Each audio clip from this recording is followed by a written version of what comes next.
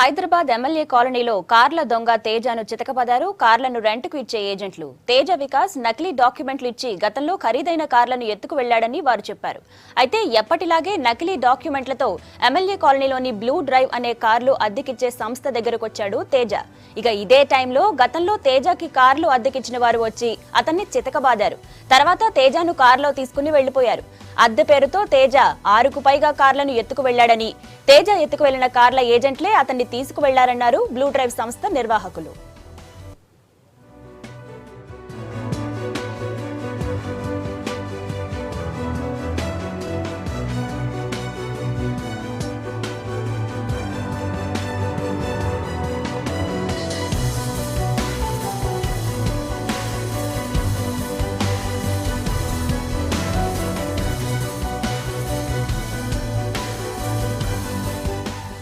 Drive India అని చెప్పి self drive car rentals run చేస్తాము. అంటే కస్టమర్ కార్ని రెంట్కి తీసుకొని సెల్ఫ్ డ్రైవ్ అంటే తనకు తను నడుపుకొని మళ్ళీ తీసుకొచ్చేసి రెంట్ పే చేస్తారు.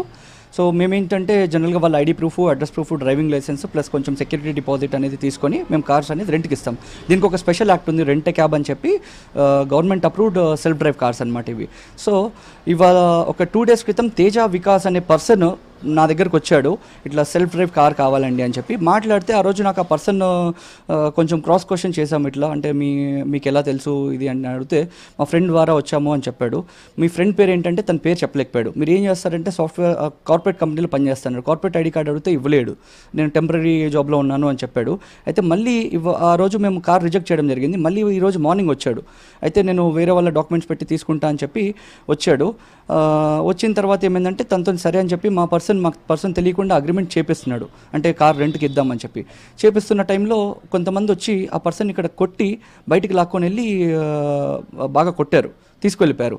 అయితే దాని తర్వాత నేను ఎంక్వైరీ చేస్తే తెలిసింది ఏంటంటే, ఈ పర్సన్ ఏంటంటే మార్కెట్లో చాలామంది దగ్గర సెల్ఫ్ డ్రైవ్ కార్స్ రెంట్కి తీసుకొని వెళ్ళిపోయి తాకట్టు పెట్టుకోవడము లేదా దొంగతనం చేయడము ఇలాంటివి చేస్తున్నాడు అని చెప్పి నాకు ఇన్ఫర్మేషన్ వచ్చింది.